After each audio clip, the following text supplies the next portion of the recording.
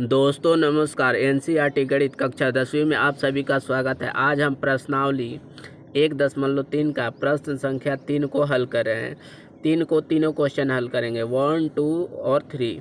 देखिए क्या करें। सिद्ध कीजिए कि निम्नलिखित संख्या अप्रमेय संख्या है। ठीक है ना। कह रहा है कि सिद्ध कीजिए कि निम्नलिखित संख्या अप्रमेय है, मतलब ये अप्रमेय बता देना है। तो सबसे पहले हम पहला बना रहे हैं, तो यहाँ से देखिए पहला को हल कर रहे हैं। देखिए यहाँ लिखेंगे सबसे पहले फर्स्ट इसको 1/√2 को, तो ये पहले लिखेंगे हम, माना यहाँ से 1/√2 एक परिमेय संख्या है। ठीक है, इतना को सबसे पहले लिखेंगे प्रमेय संख्या है। अब प्रमेय संख्या है तो 1/√2 अप्रमेय संख्या को हमेशा p/q के रूप में लिखते हैं, या इसी को a/b भी लिख सकते हैं, m/n कुछ भी हम लिख सकते हैं। ठीक है, तो प्रमेय संख्या इतना p/q के रूप में है। अब p/q है तो यह आभाज्य संख्या होता है। यहाँ पहले देखिए ये क्या होगा p/q, जैसे ये लिखे हैं p/q, तो p/q इसको लिखेंगे 100 अभाज्य संख्या है। ठीक है ना। 100 अभाज्य संख्या क्यों है, क्योंकि कभी भी हम p/q में लिखते हैं तो यहाँ 3/5 लिखते हैं, मतलब लोवेस्ट नंबर इसको लिखते हैं। ठीक है ना। अगर मान लीजिए कि ये 9 है और ये 15 है, ठीक है, तो ये 3×5 = 15, 3 के पढ़ा 3 बार पढ़ेंगे तो तितरी के 9 बार में आ जाएगा। ठीक है, और ये 5×3 = 15 हो जाएगा। ठीक है ना, तो ये p/q के रूप में हो गया। ठीक है, या इसी को हम ऐसे 7/11 भी लिख सकते हैं, मतलब लोएस्ट नंबर लिखेंगे। ठीक है, यहाँ 7/11 है तो इसको हम हमेशा लोएस्ट नंबर लिखेंगे। और जिसका HCF, अगर p/q का हम HCF के बात कर रहे हैं, देखिए तो p/q 7/11 मान लिए है, तो इसका HCF हमेशा क्या आता है, इसका HCF निकालेंगे तो HCF 1 आएगा। ठीक है, या कोई भी नंबर को अगर वो 100 अभाज्य संख्या है 11/13 है तो इसका HCF क्या हो जाएगा 1 हो जाएगा। ठीक है, तो यही चीज़ हम यहाँ लिख रहे हैं। तो 1/√2 बराबर p/q, जहाँ यहाँ लिखेंगे, जहाँ p/q एक 100 अभाज्य संख्या है जिसका HCF 1 होगा। ठीक है, ये चीज़ इसका HCF 1 हो जाएगा। आगे देखिए इसको अब कैसे हल करेंगे। यहाँ इसको सबसे पहले हम हल करें, यहाँ जो भी चीज़ दिया रहता है इस क्वेश्चन में, तो इधर वाला को केवल रूट में लिखते हैं और कैलकुलेशन करेंगे। इधर केवल सिंगल रूट लिखेंगे। अगर इस क्वेश्चन में बात करें तो √2 इधर दिखाना है, इसमें बात करेंगे तो यहाँ √5, इसमें बात करेंगे तो √2, तो उसी को हम √2 इधर लिख रहे हैं। तो देखिए √2 में या p में गुणा करेंगे तो यहाँ हो जाएगा √2p, क्रॉस मल्टीप्लाई करें, तिर्यक गुणा करें, इसमें गुणा किया तो इतना, p में q में या 1 में करेंगे तो q होगा। ठीक है, हमको क्या दिखाना है, √2 दिखाना है, तो √2 को यहीं रखेंगे। आप यहाँ गुणा में रहता है। ठीक है ना, कुछ भी चीज़ अगर चर हमारा गुणा में रहता है, ठीक है, यहाँ अचर, अगर अचर के बात करें चाहे चर के बात करें कोई, तो एक को रहना है तो दूसरा यहाँ आ जाएगा, इसको हम अचर कहते हैं। ठीक है ना, इसको हम चर कहते हैं, तो हमको अचर को यहीं रखना है, मतलब √2 को यहाँ रखना है हमेशा सब में, यहाँ q/p हो जाएगा। ठीक है, अब इसका हल बस इतना ही आ गया। हमको इतना एक तरफ रूट में दिखा देना है कुछ भी चीज़। अब इसका लैंग्वेज लिख देंगे, तो इसका लैंग्वेज क्या होगा, मेन लैंग्वेज लिखना ज़रूरी होता है। ठीक है ना, तो देखिए लैंग्वेज कैसे लिखेंगे, यहाँ लिखेंगे, अतः हम कह सकते हैं, यहाँ से देखिए ये इसका लैंग्वेज क्या हो जाएगा, अतः हम कह सकते हैं कि q/p एक परिमेय संख्या है। ठीक है ना। इतना ये पी बाई क्यू परिमेय संख्या किसे कहते हैं? परिमेय संख्या यहाँ पहले जान लीजिए, वैसी संख्या जो p बाई क्यू के रूप में हो उसी को हम परिमेय कहते हैं। जैसे ये इतना बाई 2, 1/1 या 3/7, यही तो परिमेय संख्या होता है, ठीक है ना। अपरिमेय किसे कहते हैं? ये परिमेय हो गया, ठीक है। इसको भी हम परिमेय कहेंगे, मतलब कि √4 का परिमेय कहेंगे, क्योंकि इसका अगर हम वर्गमूल निकालते हैं, ठीक है ना, तो देखिए 2 × 2 = 2 हो जाएगा, तो ये परिमेय संख्या है, ठीक है। अपरिमेय क्या कहता है? अपरिमेय भी यहाँ समझिए, अपरिमेय ऐसे इसका परिमेय अपरिमेय का वीडियो हम फर्स्ट लेक्चर में बता दिए हैं अपने इसी चैनल पर, संख्या पत्ती में जाके देख लीजिएगा बढ़िया से। अपरिमेय संख्या वैसी संख्या जिसका स्क्वायर रूट नहीं निकले, जैसे √2, अब इसका वर्गमूल नहीं निकलेगा तो ये अपरिमेय है। √5 इसका भी वर्गमूल नहीं निकलेगा तो ये अपरिमेय है। √7 ये सब अपरिमेय है। वैसी संख्या जिसका वर्गमूल नहीं निकलता है उसी को अपरिमेय संख्या कहते हैं, ठीक है। ये तो वही लिखें, इतना एक परिमेय संख्या है, ठीक है। अगर ये परिमेय संख्या इतना बराबर है तो ये भी तो परिमेय संख्या हो सकता है ना, ठीक है। तो यहाँ पर लिखेंगे इसके अनुसार √2 भी परिमेय संख्या है।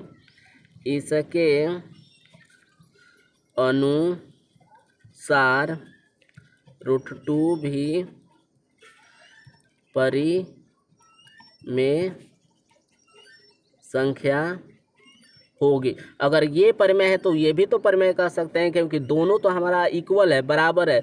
जब दोनों बराबर रहता है किसी भी क्वेश्चन में, मान लीजिए कि कोई ऐसे 7 है भाई, ये 3 दिया है, तो कभी कभी 6 का मान हम 3 रख सकते हैं, क्योंकि दोनों चीज़ इक्वल है। दोनों इक्वल है तो दोनों को अगर हम कहीं पर बैलेंस करें तो दोनों का मान बराबर आएगा, तो इसीलिए करें ये परिमेय है तो ये भी परिमेय होगा।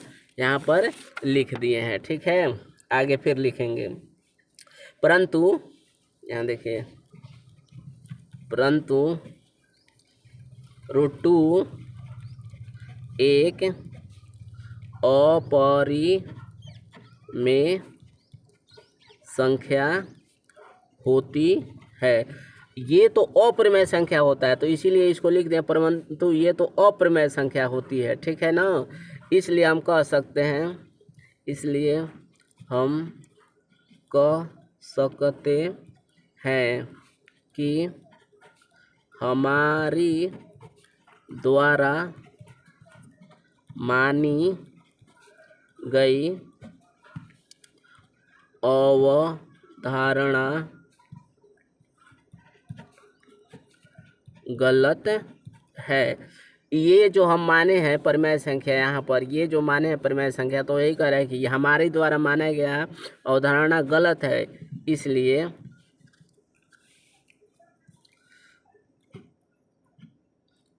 इसलिए 1/√2 एक अपरिमेय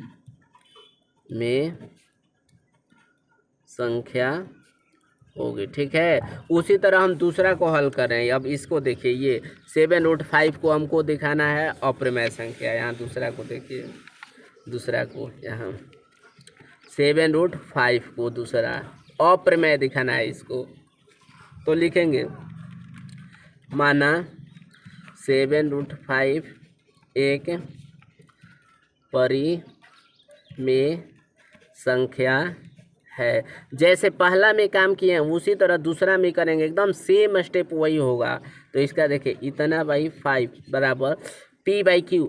यहाँ p/q के मतलब कि p/q परिमेय संख्या, इसको हम a/b भी मान सकते हैं, ठीक है।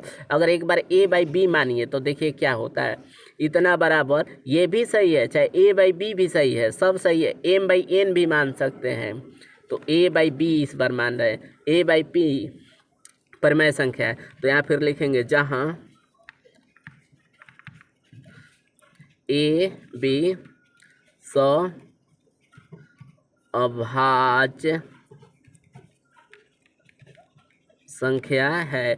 ये भी भाई अभाज्य संख्या होगा। a/b जो है, जैसे ये भी अभाज्य संख्या हो जाएगा, जैसे ये बताए हैं ना यहाँ, ये देखिए 15 बाई यहाँ 9 कर दिए, तो ये 5 का टेबल से 3 बार में कट जाएगा, या 3 का टेबल से तो 5/3। ये भी तो अभाज्य संख्या है। अभाज्य संख्या मतलब कि HCF 1 होता है, दोनों का HCF हमेशा 1 होगा। तो ये लिखेंगे, ये अभाज्य संख्या है जिसका HCF 1 होगा। जो पहला में हम लिखे हैं सेम चीज़ वही देखिए इसमें भी लिखे हैं, यही तो लिखे हैं कि इतना एक अभाज्य संख्या जिसका HCF 1 है। तो इसमें भी वही लिख दिए हैं कि AB 100 अभाज्य संख्या है जिसका HCF 1 हो गया। अब इसको हल करते हैं। हमको दिखाना है, यहाँ पर बोले हैं इधर केवल √5 होना चाहिए, कुछ भी चीज़ रूट में होना चाहिए, नंबर नहीं, ठीक है। तो फिर 7 के क्रॉस मल्टीप्लाई करके यहाँ ला देते हैं, तो यहाँ हो जाएगा √5, तो A 7B हो जाएगा, ठीक है ना। ये इतना हमारा हो गया। अब फिर यहाँ वही सेम लैंग्वेज लिख लेंगे, अतः हम कह सकते हैं ऊपर वाला जो लैंग्वेज है यही लैंग्वेज को फिर लिख देंगे, बस नंबर को चेंज कर देंगे, बार बार तो वही लैंग्वेज आएगा। तो यहाँ पर देखिए हम कह सकते हैं अतः हम कह सकते हैं, इस बार A/B लिखे थे, ठीक है ना, A/B। उसमें देखिए क्या आया था, इसमें P/Q केवल आया था, Q/P आया था, ठीक है। यहाँ पर देखिए ये Q/P आया है हल करने पर। इसमें क्या है A/B 7B आया है, तो यहाँ 7B लिखेंगे ये वाला। अतः हम कह सकते हैं इतना एक परिमेय संख्या होगा, ठीक है। इतना परिमेय संख्या होगा। इसके अनुसार √5 भी परिमेय संख्या होगा, तो फिर लिखेंगे इसके अनुसार √5 भी परिमेय संख्या होगा। लेकिन फिर लिखें ये तो अपरिमेय संख्या होता है, तो वही फिर लेकिन √5 तो अपरिमेय संख्या होता है। फिर वही लिख देंगे कि अतः हम कह सकते हैं कि हमारी द्वारा माना गया और धारणा गलत है, इसलिए इतना एक परिमेय संख्या है, ठीक है ना। तो वही बात फिर यहाँ लिख सकते हैं, अतः हम कह सकते हैं हमारी द्वारा मानी गई अवधारणा गलत है, इसलिए 7√5 एक अपरिमेय संख्या है, ठीक है। आगे देखिए अब तीसरा को हल कर रहे हैं। ये हो गया हमारा, इसको हल कर दिए, ये वाला हल कर दिए, ये वाला कर दिए, और थर्ड देखिए थर्ड को कैसे हल करेंगे। यहाँ पर थर्ड को, तीसरा को देखिए। थर्ड में क्या है, थर्ड में बोल रहा है सिद्ध कीजिए कि 6 + √2 एक अपरिमेय संख्या है। इसको एक अपरिमेय बताना है, इतना को। तो सबसे पहले इस इतना को लिखेंगे, माना यहाँ से माना 6 + √2 एक परिमेय संख्या है, ठीक है। इतना एक परिमेय संख्या है। यहाँ जैसे 6 + √2 बराबर P/Q, चाहे A/B कुछ भी लिख सकते हैं, P/Q। फिर वही बात यहाँ लिखेंगे जहाँ P/Q PQ भी लिख सकते हैं ऐसे, इतना भी लिख सकते हैं, चाहे P/Q दोनों भी लिख सकते हैं, ये भी लिख सकते हैं ऐसे चाहे ऐसे, दोनों सही है, लेकिन दोनों में से कोई एक ही लिखिएगा। अतः इतना 100 अभाज्य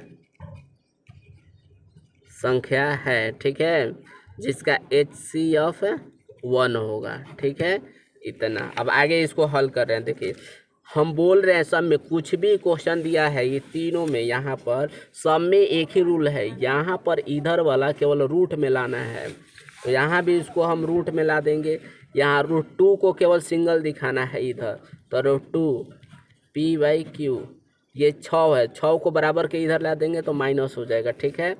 सिंपल इसको हल कर रहे हैं, तो √2 ये देखिए बट्टा वाला घटाव हो गया तो एक छिपा हुआ है, तो क्यू में 1 में गुणा करेंगे क्यू क्यू से कट गया केवल पी। 1 में क्यू में भाग देंगे क्यू बार में जाएगा, क्यू में -6 में गुणा करेंगे क्यू -6। देखिए अब इतना आ गया, तो सेम चीज़ फिर वही लिख देंगे यहाँ पर, अतः से यहाँ लिख देंगे यहाँ, अतः हम कह सकते हैं कि P माइनस क्यू 6 है या फिर 6Q, दोनों एक ही बात है। 6Q भी यहाँ लिख सकते हैं, इतना बराबर इतना एक परिमेय संख्या है, ठीक है। इसके अनुसार ये परिमेय संख्या है तो √2 भी परिमेय संख्या होगा, √2 भी परिमेय संख्या होगा, ठीक है। ये परंतु √2 एक अपरिमेय संख्या है, ठीक है। इसलिए हम कह सकते हैं कि हमारी द्वारा मानी गई अवधारणा गलत है, ठीक है ना। यहाँ पर देखिए ये परिमेय संख्या माने है तो यही कह रहा है कि हमारी द्वारा माना गया अवधारणा क्या है, गलत है, ठीक है ना, गलत है। इसलिए 6 + √2 एक अपरिमेय संख्या है, ठीक है। बस सारे में तीनों में बस क्या करना है, इधर वाला को हल करके √2 दिखाकर ये लैंग्वेज लिख देंगे पहलका में। उसी तरह दूसरा वाला में यहाँ देखिए इधर केवल √5 करके फिर ये लैंग्वेज कर दिए, फिर तीसरा में वही देखिए यहाँ पर फिर यहाँ एक तरफ √2 करके ये लिख कर फिर लैंग्वेज लिख दिए हैं ये चीज़, ठीक है। अगर वीडियो पसंद है तो इसे शेयर और सब्सक्राइब करिएगा, ठीक है, और एक लाइक के बटन को टच कर दीजिएगा।